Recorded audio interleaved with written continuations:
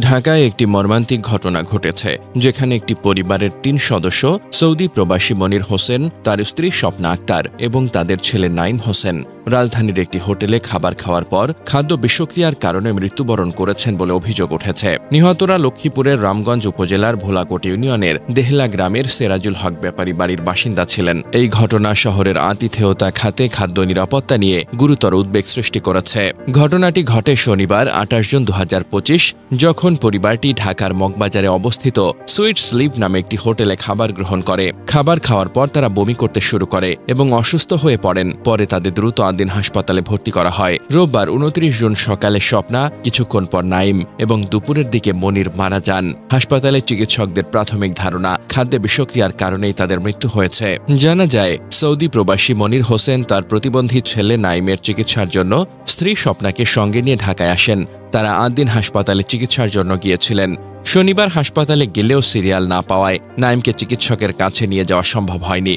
পরে তারা রাতে মগবাজারের সুইট স্লিপ হোটেলে অবস্থান করেন এবং সেখানে খাবার গ্রহণ করেন। খাবার খাওয়ার কিছুক্ষণ পরই তাদের অসুস্থতা শুরু হয়, যা শেষ পর্যন্ত তাদের মৃত্যুর কারণ হয়।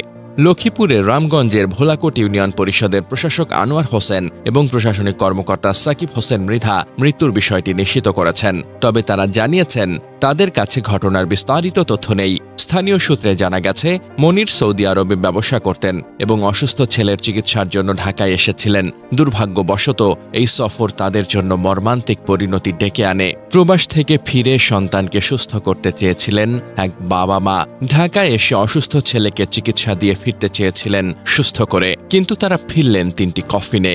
আর পুরো দেশ আজ হতবাক, একটি হোটেলের খাবার কিভাবে ৩টি জীবন কেড়ে নিতে পারে। একটি হোটেলের খাবার এমন ভয়াবহ বিষক্রিয়া ঘটাতে পারে, এটা কিভাবে সম্ভব? সাধারণ খাদ্যে কি এতটা তীব্র বিষক্রিয়া সম্ভব, নাকি খাদ্য সংরক্ষণে মারাত্মক অবহেলা ছিল? এমন কি পদার্থ মিশে যেতে পারে যাতে একে একে ৩ জনের মৃত্যু ঘটে?